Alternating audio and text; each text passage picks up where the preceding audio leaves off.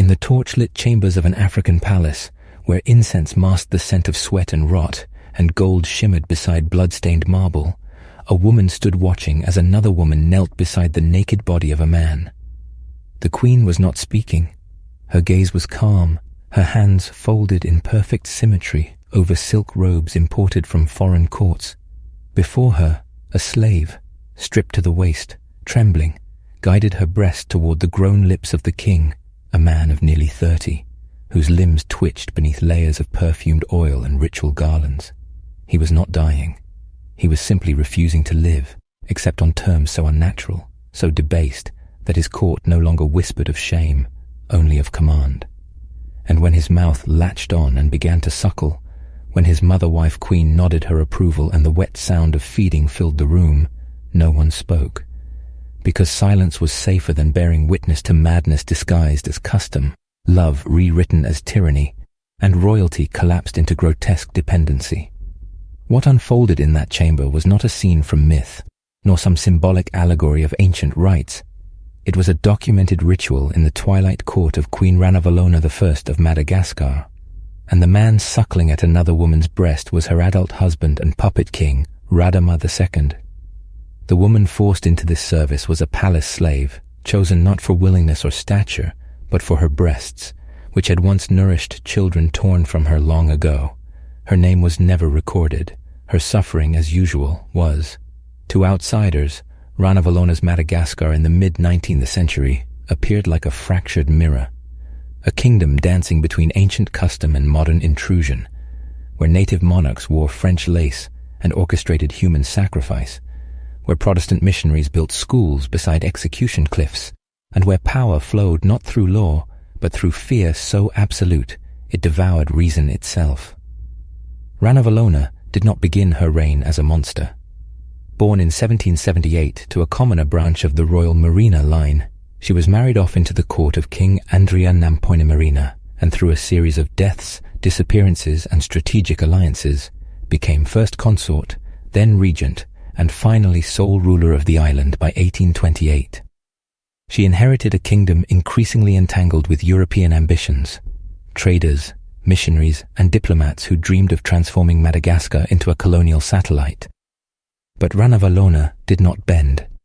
In her early years, she was praised by foreign observers for her intelligence, her firm grasp of ceremony, her diplomatic poise, but that praise would soon vanish, replaced by accounts of mass purges, forced labor, torture, and public executions so inventive they read like nightmares. It is said she once ordered 50,000 people executed in a single year, that she revived the ancient custom of Tanjena, trial by poison, not as law but spectacle, that slaves were flayed alive as warnings, and Christian converts buried in pits. These stories are not inventions, though some were embellished by enemies. What is undisputed is that Ranavalona's reign became a theater of cruelty, where power meant controlling not just life and death, but hunger, sleep, flesh, and soul. But even monsters have reasons. Ranavalona ruled a fragile island threatened on all sides, by the French, the British, and by her own fractured nobility. She believed survival meant domination, and to dominate, she would use not only soldiers and spies, but rituals drawn from the deepest wells of Malagasy cosmology. Among those rituals was the idea of sacred nourishment, the belief that a ruler's strength must be continually fed, not only with food or tribute, but with the life essence of others. This belief found its most disturbing expression in the court of her husband Radama II, a man grown in years, but with the temperament of a child groomed for obedience. Radama had been raised in the palace under Ranavalona's gaze, taught not to lead, but to reflect her will, not to decide, but to receive. He had concubines, counselors, and titles, but no voice. And when, as an adult, he began to suffer episodes of melancholia, weakness, and withdrawal, Ranavalona summoned a priest who declared the king's body to be spiritually starving. The solution was immediate and horrific. He must be suckled like an infant, daily by a fertile woman, until his spiritual hunger abated. And so, in a palace where thousands starved under forced tribute and where peasants collapsed beneath the weight of royal burdens, a single man, adult in body, infant in will, was fed from another woman's breast while the queen watched. It was not a hidden practice. The ceremony was ritualized, timed to court hours, and made visible to those Rana Valona wished to terrorize or dominate. Slaves were made to prepare the room. Court women arranged cushions. Musicians played softly in the background.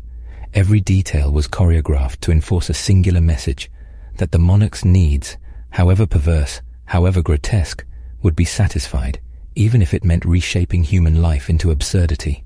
The slave selected as wet nurse had no say. Her children were long gone, her breasts reignited by tinctures and massage, her days reduced to waiting for the hour of demand. She became not a woman, but a vessel, a tool, her body repurposed as a living altar for the cult of sovereign appetite. She was kept under guard, dressed in red silk, forbidden to speak except when summoned. And each time the king fed, a strange calm would descend, not peace, but performance, while the court stood frozen in the balance between horror and obedience. No one dared laugh. No one dared leave.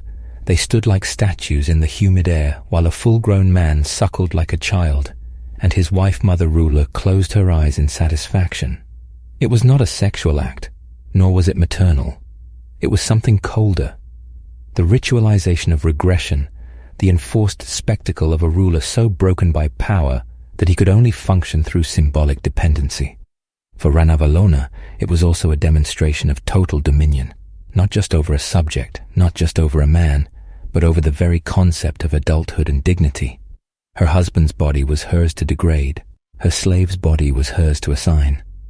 And by binding them together in a ritual of forced nourishment, she turned the royal chamber into a theater of domination, where everyone in attendance became complicit through silence.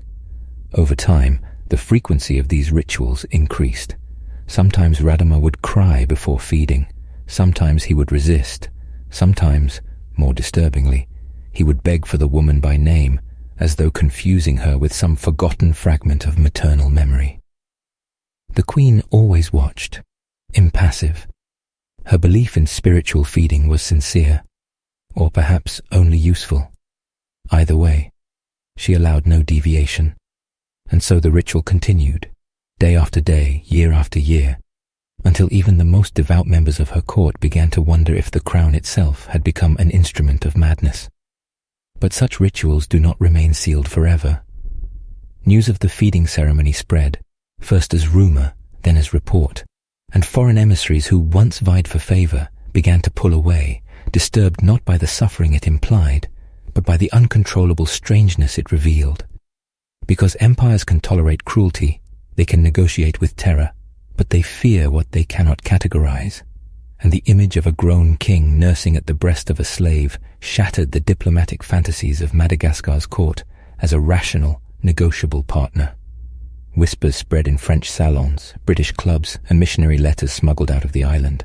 The queen did not care, or perhaps she did, but had grown so drunk on power that shame no longer registered.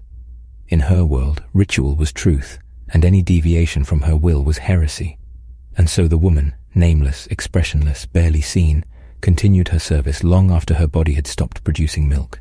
Tinctures gave way to pretense, and the act became symbolic, an empty gesture made real only by the desperation on Radama's face and the stillness on hers.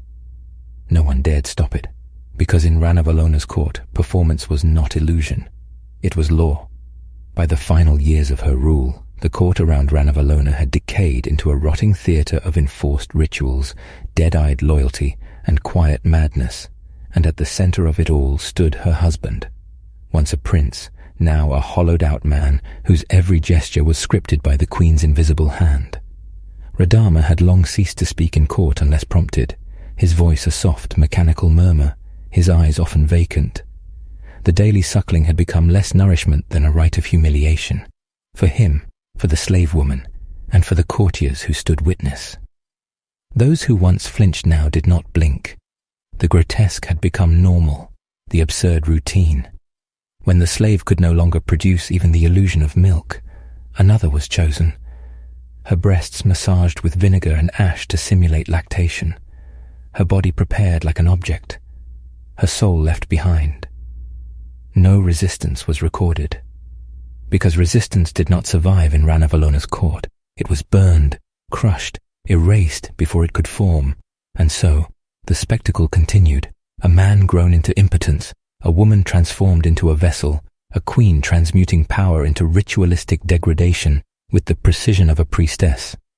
The world outside began to turn. European empires circled Madagascar like wolves, their missionaries and envoys increasingly horrified by the Queen's refusal to yield to treaties, trade, or moral pressure. Reports of forced labor, poison trials, and human sacrifice had already made her infamous across Europe. But the tale of the nursing king was different. It was not a mass crime or a battlefield atrocity. It was personal, bizarre, intimate, and it unsettled the Western mind in a new way. This was not the barbarism of conquest. It was the collapse of the human order. What kind of queen, they asked, keeps her adult husband suckling from a slave's breast? What kind of kingdom permits such a ritual? But their questions were not for Ranavalona. They were whispered among themselves, in drawing rooms and diplomatic memos, always with the caveat, she is mad, yes, but she cannot be ignored. Because beneath her cruelty, there was undeniable control. She had kept her kingdom independent for decades, while neighboring regions fell under foreign flags.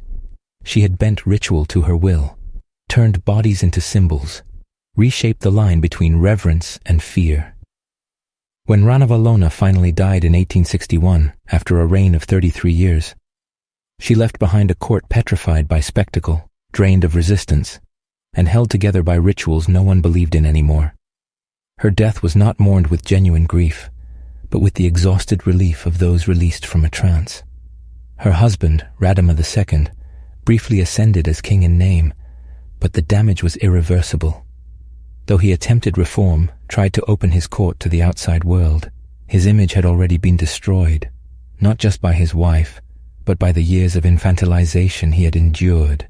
He was mocked, distrusted, and within 2 years, assassinated in a palace coup. Some say he fought back.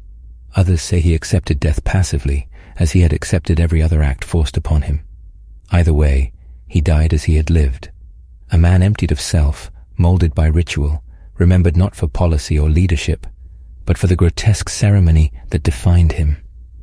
The slave women who were made to nurse him, first one, then another, disappeared into history without names, without graves, without even the dignity of being mourned. Their bodies had been conscripted into power's performance, their lives devoured by a queen's madness and a court's silence. No account tells what they felt, if they wept, if they prayed to forgotten gods while a grown man fed from them like an infant. They were not allowed to have feelings. They were not allowed to be seen. Only their breasts were real, and even those were not theirs. Today, few remember this story. It survives in fragments, in missionary records, in travel accounts dismissed as exaggeration, in footnotes of colonial reports that preferred to see Ranavalona as a caricature of female tyranny rather than a product of history, trauma, and power untethered from constraint. But the ritual was real. The feeding happened, and in that obscene act lies a deeper truth about domination. That true power does not simply command obedience. It reshapes bodies, scripts behavior, manufactures reality so thoroughly that the unnatural becomes divine, and even degradation is called love. There is something uniquely cruel in the way absolute power forces the body to speak lies. The slave who was made to nurse Radama was not just used, she was rewritten. Her body was compelled to perform motherhood without child, nourishment without care, intimacy without consent. Each time her breast was exposed and offered, she became a prop in a ritual designed not to heal, but to dominate, to remind everyone present that the queen's reach extended not only over life and death, but over meaning itself. In Ranavalona's world, symbols were weapons. The nursing slave was not just a tool of humiliation for Radama. She was a living emblem of obedience, a message to all who watched that even the most private, sacred human acts could be twisted into instruments of control. And for Radama, every mouthful was an erosion. His identity dissolved not in poison or blade, but in the slow, wet repetition of infantilization. Power had not merely emasculated him, it had regressed him. He was never king, never husband, never man. He was a role, a doll, a breathing vessel whose autonomy had long been siphoned away through ceremony, silence, and the gaze of a queen who had mistaken domination for love. When Radama was finally overthrown in 1863, strangled in the night by his own guards, likely under the orders of jealous nobles, no one protested, no monument was raised, no day of mourning declared. The man who had once been heir to an empire died as an afterthought, swept away like a failed experiment. His body was said to be hidden, buried in secret, though some rumors claimed it was never recovered at all. Perhaps the silence was deliberate. Perhaps the courtiers who had once watched him feed at a slave's breast wanted the memory of that shame erased as quickly as his body. But memories like that do not vanish. They sink, they rot. They ferment beneath the surface of history until the whole record begins to stink. And it does stink. Of rituals disguised as care, of slavery disguised as duty, of monarchy disguised as meaning. The body of the slave who fed him was never accounted for.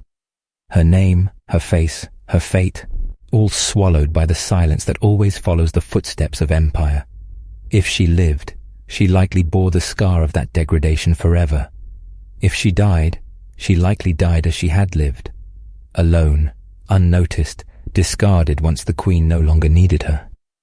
Ranavalona herself was buried in royal splendor, her sarcophagus carved with honors, her court forced to sing praises of a reign that had devoured tens of thousands.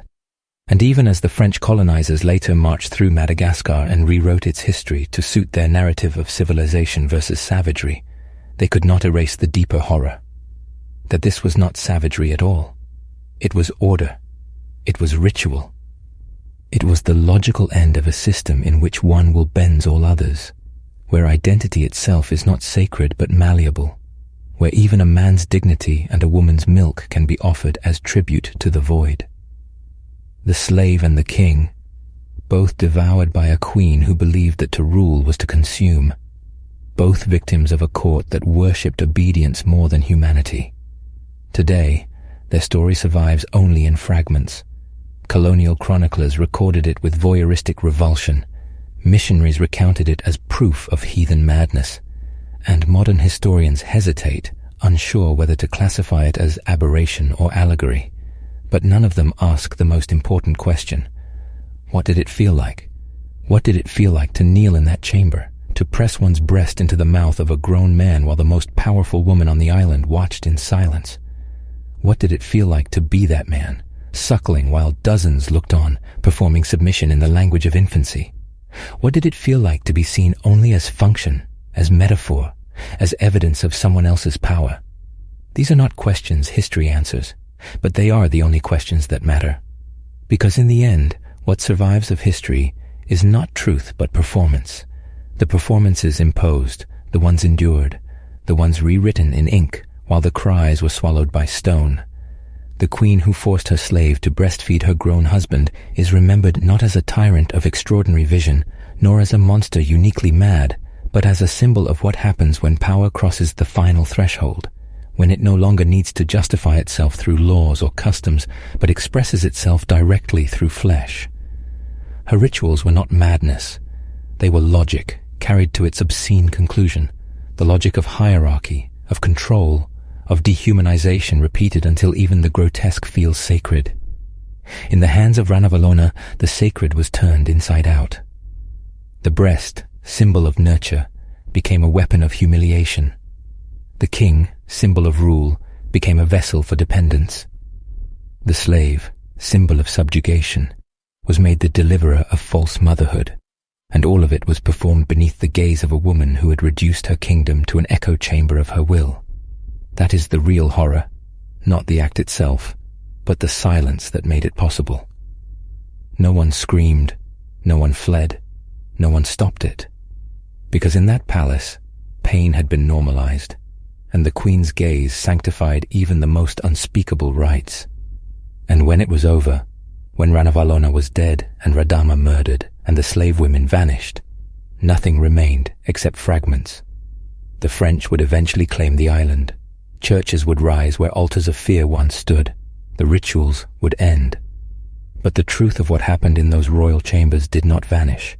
It lingers, like smoke from an ancient fire. It lingers in the bones of the palace, in the names scratched out of ledgers, in the milk that once flowed under orders, in the body that knelt because there was no other choice. It lingers because it speaks to something older than empire, the terrifying human capacity to make the abnormal holy, to make degradation divine. Power does not always roar. Sometimes it whispers, sometimes it suckles, and that, in the end, is the tragedy. Not that a woman ruled with cruelty, not that a man was reduced to an infant, not even that a slave's body was used as a tool. The tragedy is that none of them were allowed to be human. They were not persons, they were roles. And once the roles were assigned, they were played until death. That is what the court demanded. That is what power required. That is what history remembers. Not the pain, but the performance.